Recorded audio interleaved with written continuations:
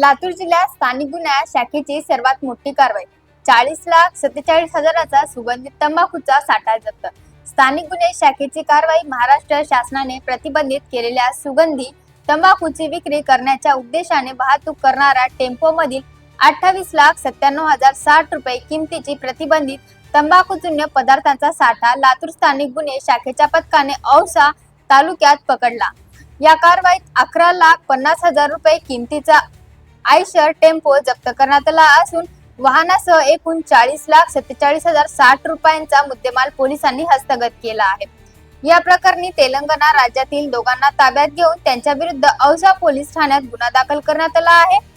लातूर जिल्ह्यात अवैध धंदे, प्रतिबंधित तंबाखूजन्य पदार्थांची वाहतूक, साठवणूक व विक्री करणाऱ्या विरुद्ध पोलिसांनी कारवाईची मोहीम अधिक तीव्र केली आहे.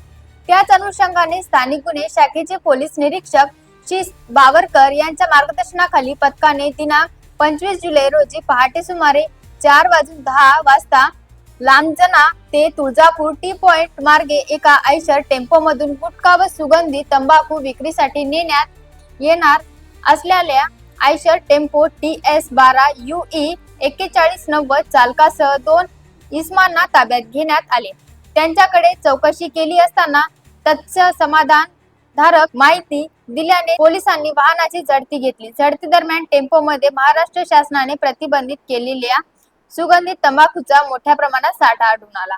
या कारवाईत विविध असलेली सुगंधी तंबाखूची पोती, राजरत्न किमान नावाचे काचेचे डबे असा एकूण 28,97,060 रुपये किमतीचा प्रतिबंधित तंबाखूजन्य माल जप्त करण्यात आला आहे. याशिवाय तस्करीसाठी वापरण्यात आलेला टेम्पो 1,000 रुपये पथकाने जप्त केला आहे. या प्रकरणी औसा पोलीस ठाणे गुन्हा दाखल करण्यात आला आहे.